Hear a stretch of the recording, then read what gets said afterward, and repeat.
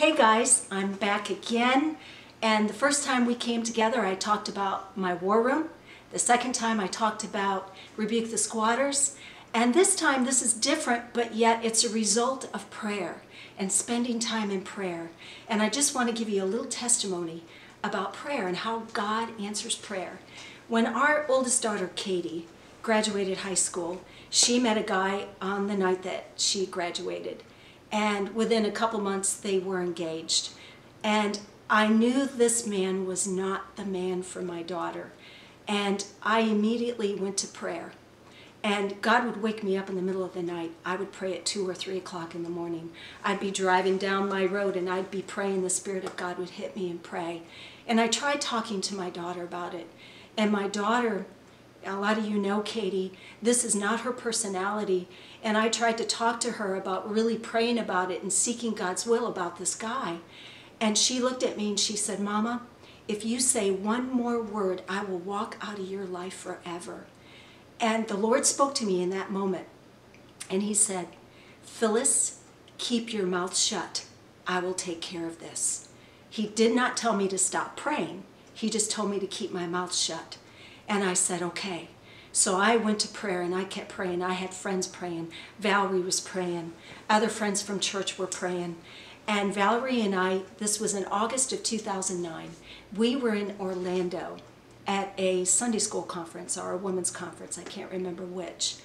And my daughter Katie and Jenny had flown to Hawaii with my brother and sister-in-law. And remember, God said if I kept my mouth shut, he would take care of it. Well, my brother and sister-in-law, they had no idea what was going on because we never shared it. And God gave my sister-in-law a dream. And in the dream, God was telling Katie, "Katie, you have a choice. You can choose your way or my way, but you can't have both." And so my sister-in-law told Katie, she said, "Katie, I don't know what this means, but this is what God said." Well, it took my sister-in-law 3 times, going back to Katie 3 different times. Finally, that night, Katie said, "Okay, I'll postpone the wedding." Well, she texted me or called me, I can't remember. Well, Valerie and I were in Orlando, and I knew in that moment when she said, "I'm postponing the wedding," I knew that God had answered the prayer and that he was going to stop the wedding. It was like when Elijah sent Gehazi to look for the cloud in the sky.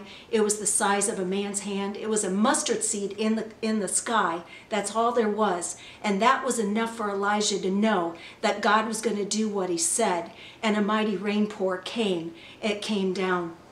And I just want you to know, spend time in prayer. God answers prayer. Prayer's not always easy. There's a battle. There's times you have to keep your mouth shut and not say anything. But when God says he's going to do something, God does it. And now my daughter is married to a wonderful man who's a pastor of a church. And just a little bit, I want to share just a little bit more. When my daughter and son-in-law said they were going to go on the mission field after they had been married 2 years, I was not happy.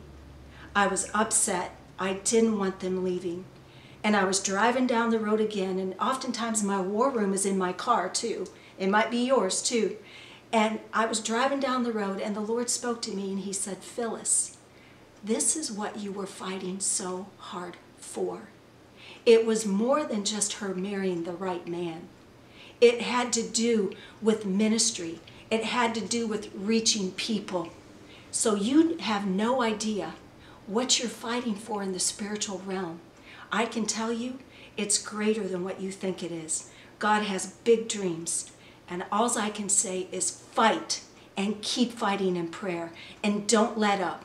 Because God says, if you faint not, you will reap a harvest in due season. God bless you.